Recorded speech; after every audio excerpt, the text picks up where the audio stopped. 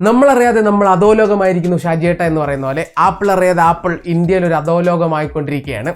അതായത് ആപ്പിളിൻ്റെ കുറച്ച് ഇൻട്രസ്റ്റിംഗ് ആയിട്ടുള്ള കുറച്ച് ന്യൂസുകളാണ് ഇപ്പം അടുത്തിടെയായിട്ട് വരുന്നത്, എസ്പെഷ്യലി ഇന്ത്യയെ ബേസ് ചെയ്തുകൊണ്ട്.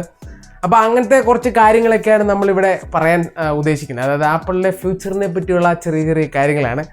എന്തായാലും അമേരിക്കയിൽ ഫ്യൂച്ചർ അത്ര ശക്തമല്ലെങ്കിലും ഇന്ത്യയിൽ നല്ല ഫ്യൂച്ചറായിട്ടാണ് എനിക്ക് തോന്നുന്നത്. എനിവേ, അപ്പം ആദ്യമേ എന്നെ ചാനൽ ഇഷ്ടപ്പെടാത്തവർ ഡിസ്ലൈക്ക് ചെയ്യുക കേട്ടോ. ചാനൽ ഇഷ്ടപ്പെട്ടവർ സബ്സ്ക്രൈബ് ചെയ്യുക, ഇനി ലൈക്ക് ചെയ്യുക, ഈ വീഡിയോ ലൈക്ക് ചെയ്യുക. അപ്പോൾ ബാക്കി നമുക്ക് വീഡിയോയിലേക്ക് കടക്കാം. അപ്പം വന്നിരിക്കുന്ന ഒരു ന്യൂസ് എന്ന് പറയുന്നത് ആപ്പിളിലെ കുറച്ച് വിഷൻസ് ആൻഡ് പ്ലാൻസ് ആൻഡ് കുറച്ച് ഡേറ്റാസ് ആണ്. ആദ്യമേ നമുക്ക് ഡേറ്റാസിൽ നിന്ന് തുടങ്ങാം. ആപ്പിള് കഴിഞ്ഞ വർഷത്തെ അപേക്ഷിച്ച്, അതായത് 2023 അപേക്ഷിച്ച് ഈ വർഷം ആപ്പിളിൻ്റെ ഐഫോൺ 2 ഇരട്ടിയാണ് വെർത്ത് ഓഫ് ഐഫോൺസ് ഇവിടെ മാനുഫാക്ചർ ചെയ്തിരിക്കുന്നത്.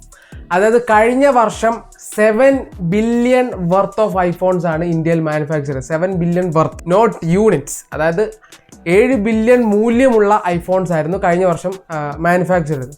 ഇപ്രാവശ്യം നേരെ ഇരട്ടി, അതായത് 14 ബില്യൺ വെർത്ത് ഓഫ് ഐഫോൺസ് ആണ് ഇന്ത്യയിൽ ഇപ്രാവശ്യം അവർ മാനുഫാക്ചർ ചെയ്തത്. ഇതിലൂടെ കുറച്ച് കാര്യങ്ങളൊക്കെയാണ് വരുന്നത്. അത് ഒന്നാമത്തെ കാര്യം എന്ന് പറയുന്നത്, ഈ പറഞ്ഞ സ്റ്റാറ്റിസ്റ്റിക്സ് നമ്മൾ വെച്ച് നോക്കുമ്പോൾ 1 out of 7 iPhones are manufactured in India. അതായത് 7ൽ 1 ഐഫോൺ ഇന്ത്യയിൽ നിന്നാണ് മാനുഫാക്ചർ ചെയ്യപ്പെടുന്നത്.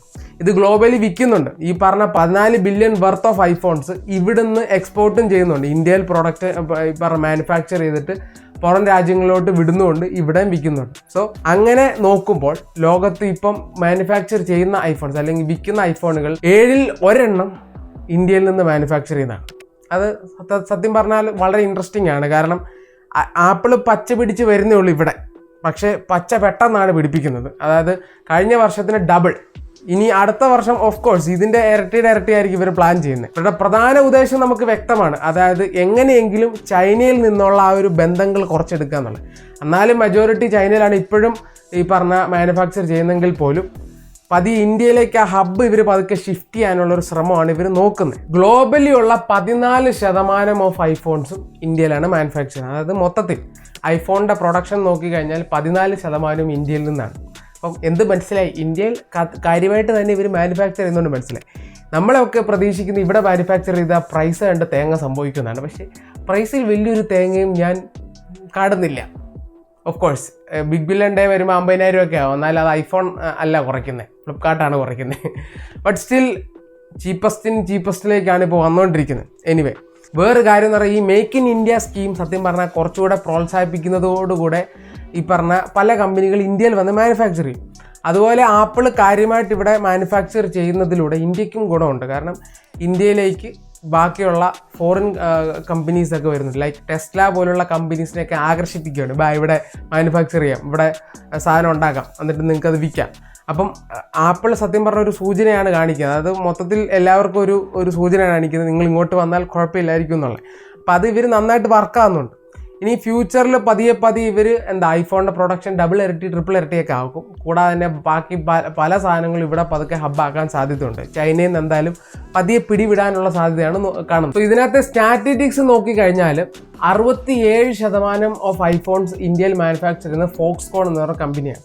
എനിക്ക് തോന്നുന്നു തമിഴ്നാട്ടിലാണെന്ന് തോന്നുന്നു അതിൻ്റെ പ്ലാന്റ് എന്ന് തോന്നുന്നു. അപ്പം ഏറെക്കുറെ 67% അവിടെയാണ്. ഇനി പെഗട്രോൺ എന്ന് പറഞ്ഞൊരു കമ്പനിയുണ്ട്. ഈ ഒരു കമ്പനി 17% മാനുഫാക്ചർ ചെയ്യുന്നുണ്ട്.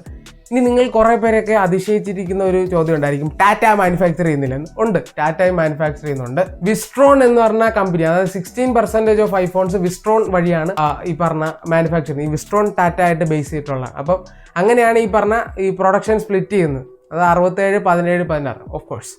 അപ്പോൾ 100% അങ്ങനെയാണ് ഇത് മൊത്തത്തിൽ ഇവരെ മാനുഫാക്ചർ ചെയ്യുന്നത്. ഇനി പതിയെ ഈ പറഞ്ഞ പ്ലാൻ ഇപ്പോൾ ടാറ്റയൊക്കെ ആയിട്ട് നല്ല കൊളാബറേഷൻ ആയതുകൊണ്ട് തന്നെ ഇനിയും കൂടും. പിന്നെ അറിയാലോ, ഇന്ത്യയിൽ ഇപ്പോൾ ഒട്ടുമിക്ക ആൾക്കാരുടെ ഐഫോൺ ആണോ എന്നൊരു ഡൗട്ടുണ്ട്. എനിവേ, നമ്മൾ ഐഫോൺ അല്ല. ഹോപ്പ്ഫുള്ളി ഇപ്പം ഭാവിയിൽ എങ്ങനെയാണെന്ന് എനിക്കറിയത്തില്ല, ഞാനിപ്പോൾ വാക്കൊന്നും തരുന്നില്ല. Anyway, but always Android at least. കൂടാതെ തന്നെ ഈ പറഞ്ഞ ആപ്പിള് വന്നതോടുകൂടെ കുറേ എംപ്ലോയ്മെൻറ്റ്സും കൊടുത്തിട്ടുണ്ട്. ഏറെക്കുറെ 150,000 ഓഫ് എംപ്ലോയീസ് ഇവിടെ ജോലി കൊടുത്തു ആപ്പിളിൻ്റെ ഈ പറഞ്ഞ സ്റ്റോറൊക്കെ വന്നപ്പോൾ. ഇനി സ്റ്റോറിൻ്റെ ഒരു കാര്യം എന്ന് പറഞ്ഞാൽ ഇനിയും 3 സ്റ്റോറുകൾ ഇനിയും അവർ തുടങ്ങാനിരിക്കുക എന്നാണ് പറയുന്നത്. അതായത് ഇന്ത്യയിലോട്ട് ഇപ്പം 2 എണ്ണമാണെന്ന് തോന്നുന്നു, ഇനിയിപ്പം ഒരു 3 എണ്ണോടെ വരും. എവിടെയൊക്കെയാണെന്നുള്ള കറക്റ്റായിട്ട് അറിയില്ല. ഇനി 3 സ്റ്റോറോടെ വന്നു കഴിഞ്ഞാൽ അത് ആപ്പിൾ എക്സ്പീരിയൻസ് സ്റ്റോർ, അതെ അത് ഇനിയും വരും. അപ്പം ഒരു ഹബ്ബാക്കി മാറ്റാനുള്ളൊരു ശ്രമമാണ്. അപ്പം നിങ്ങളുടെ അറിവിലേക്ക് കൊണ്ടുവരാൻ വേണ്ടി ചെയ്തൊരു വീഡിയോ ആണ്. എനിവേ നോക്കാം, ഇനി പതുക്കെ ചൈനീസ് കമ്പനികൾ താഴുവോ ഇല്ലയോ എന്നുള്ളത് കണ്ടറിയണം. പിന്നെ അമേരിക്കയിൽ ഓൾറെഡി ആപ്പിളിനെ പറ്റി അത്ര നല്ലൊരു സെറ്റപ്പ് അല്ല. മോണോപ്പോളിയാണ്, നിങ്ങളുടെ ഏകാധിപത്യം നിർത്തണമെന്നൊക്കെ പറഞ്ഞ് കുറച്ച് റെഗുലേഷൻസ് അവിടെ കൊണ്ടുവരുന്നുണ്ട് ഐഫോണിൻ്റെ കാര്യത്തിൽ. കാരണം നിങ്ങളെല്ലാവരെ കൊണ്ട്, കാരണം അവരുടെ മൈൻഡ് സെറ്റ് അങ്ങനെയാണ്. കാരണം അവിടെ ഇങ്ങനെ ഈ പറഞ്ഞ പല ന്യൂസിലും ഇങ്ങനെ ഈ പറഞ്ഞ ചില വീഡിയോസിലൊക്കെ കാണുമ്പോൾ മനസ്സിലാകുന്ന ഒരു കാര്യം എന്ന് വെച്ചാൽ ഫ്രണ്ട്സ് ഗ്രൂപ്പിൽ തന്നെ ഐഫോൺ ഇല്ലെങ്കിൽ ഇട്ട് വറക്കും. കാരണം നിനക്ക് ഐഫോൺ ഇല്ലെങ്കിൽ ഒരുമാതിരി ഏലിയൻ ആണെന്നൊക്കെ കാണുന്ന രീതിയിലാണ് അവിടെ. തന്നെ അവരുടെ മൈൻഡ് സെറ്റ് അങ്ങനെയാണ്. അപ്പം പിന്നെ കൂടുതൽ പറയാനില്ല. അപ്പം ഇതൊക്കെ ഗവൺമെൻറ് വാച്ച് കിട്ടാൻ തോന്നുന്നു, എനിക്കറിയില്ല. ഒരു മോണോപ്പോളിയോ പിന്നെ വേറെ ബ്രാൻഡിനൊന്നും കയറാൻ പറ്റത്തില്ല. പിന്നെ വേറൊരു കാര്യം എല്ലാവരും മറക്കുന്നത്, അത്രയ്ക്കും നല്ല ഫീച്ചേഴ്സ് ആണോ എന്ന് വെച്ചാൽ യെസ്, കുറേ സാധനങ്ങൾ അവരുടെ കോർ എലമെൻറ്റ്സ് കുറേ നല്ലതാണ്. അത് പിന്നെ ആൾക്കാർ കുറേ പേര് അംഗീകരിക്കത്തില്ല. ഓഫ് കോഴ്സ് ആൻഡ്രോയിഡ് ഫൈനായിട്ടുള്ള ഞാനും അംഗീകരിക്കത്തില്ല. പക്ഷേ സത്യം അതാണ്, കുറേ കോർ സാധനങ്ങളുണ്ട്. പക്ഷേ ഇന്നോവേഷൻസ് അങ്ങനെ വലിയ കിടിലും വരുന്നില്ലെന്നേ ഉള്ളൂ. ഉള്ള സാധനം പക്ഷേ കുഴപ്പമില്ലാതെ ഓടുന്നു. ബാക്കി കമ്പനി എന്ന് പറയുമ്പോൾ നമ്മൾ 2 ആഴ്ച കഴിയുമ്പോൾ ഒരു അപ്ഡേറ്റ് വന്നു കഴിഞ്ഞാൽ പച്ച ലൈൻ വന്നു കഴിഞ്ഞാൽ തീർന്നു. മരം പച്ച ലൈൻ വരത്തില്ലെന്നല്ലേ, മരം വരും. പക്ഷേ ഇവരുടെയിലും കുറച്ചുകൂടെ സാധ്യത കുറവാണ് അവരുടെ വരാൻ. അത് അങ്ങനെയൊക്കെ പറയാൻ പറ്റുള്ളൂ. കാരണം ഇപ്പം ഐഫോണിനോ സാംസങ്ങിനോ അങ്ങനെയൊന്നുമില്ല. എല്ലാ കമ്പനിയും കുറേ ആയിക്കൊണ്ടിരിക്കുകയാണ് ഈ ക്വാളിറ്റിയുടെ കാര്യത്തിൽ. കാരണം പെട്ടെന്ന് തന്നെ ഡിസ്പ്ലേ അടിച്ചു പോകുന്നു, അല്ല പെട്ടെന്ന് ഈ പറഞ്ഞ ഒരു പ്രശ്നങ്ങളുണ്ട്, സോഫ്റ്റ്വെയർ പ്രശ്നമുണ്ട്, കാര്യമൊന്നുമില്ല. ഇനി ഇത്രയൊക്കെയാണ് ഐഫോണിൻ്റെ ഒരു കഥ. കുറച്ച് പേർക്ക് അറിയാൻ താല്പര്യമുണ്ടെന്ന് വിശ്വസിക്കുന്നു, അതുകൊണ്ട് പറഞ്ഞാണ്. ഇനി പുതിയൊരു വീഡിയോ എല്ലാവർക്കും